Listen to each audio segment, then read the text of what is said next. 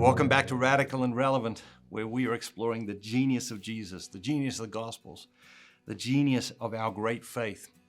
Looking for a word, a phrase, or an idea each day to anchor our days in the Gospels, in the life and the teachings of Jesus. Today's reading is from the Gospel of Matthew, chapter 26, verses 14 through 16. Then one of the 12, who was called Judas Iscariot, went to the chief priests and said, "What will you give me if I deliver him to you?" And they paid him 30 pieces of silver. And from that moment, he sought an opportunity to betray Jesus. What do you think about Judas? What do you think about Judas today?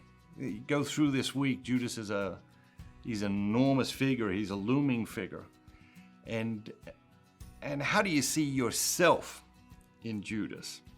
Because I think there's a lot of things this week that we want to look away from. I think there's many, many moments in the Passion of Jesus when we just can't stand it, can't handle it. We want to look away. But the challenge is to stay in it, to look clearly into the sufferings of Christ. And I think Judas is another one. I think we want to look away from this. But let's think about betrayal today.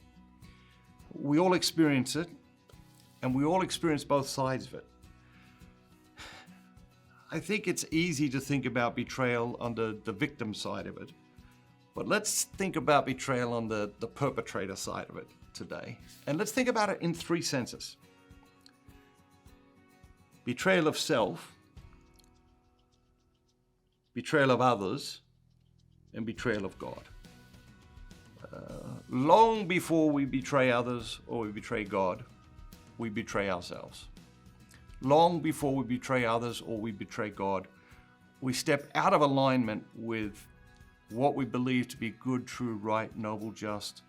We step out of alignment with what we believe to be our values. And it's that betrayal of self that triggers the cause and effect relationship.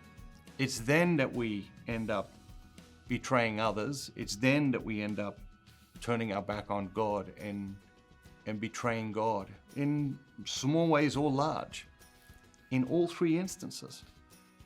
In what way have you betrayed yourself this year? In what way have you betrayed somebody else this year? However large, however small, in what way have you betrayed God this year?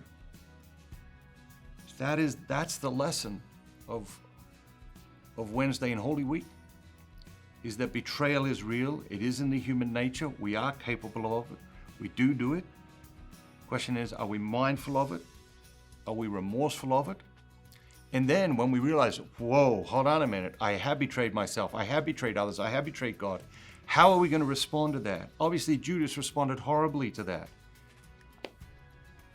I think we respond horribly too sometimes when we get all mired in our shame, which really is a useless emotion.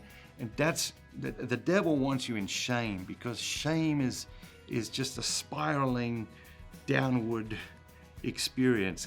Guilt is good because it tells us, hey, you've stepped off the road, step back on the road. But shame is just constantly turning in on itself and doesn't go anywhere. And the devil likes that. He likes us to be inactive. He likes us to be not going anywhere. He likes us to be, wallowing in our shame. God's calling you out of that today. Whatever your experience of that is, He's calling you out of that. He's calling you to claim your betrayal, ask for forgiveness, and move on. And above all else, do not underestimate God's capacity for mercy. That's the mistake Judas made. He underestimated God's capacity for mercy. Let's not make that same mistake. Have an amazing day. And remember, don't just be yourself, be the very best version of yourself, all that God created you to be. One thing I did want to mention is, for the first time now, we're releasing a video every day based on the daily gospel. And so Lent will finish, and we have this Holy Week experience. And usually our Best Lent Ever videos would end this Sunday, on Easter Sunday. But every day, the rest of the year, you're welcome to come back and enjoy this experience of looking at the daily gospel just for a word or a phrase or an idea to anchor our days. I hope you'll enjoy that and take advantage of that and share that with your family and friends.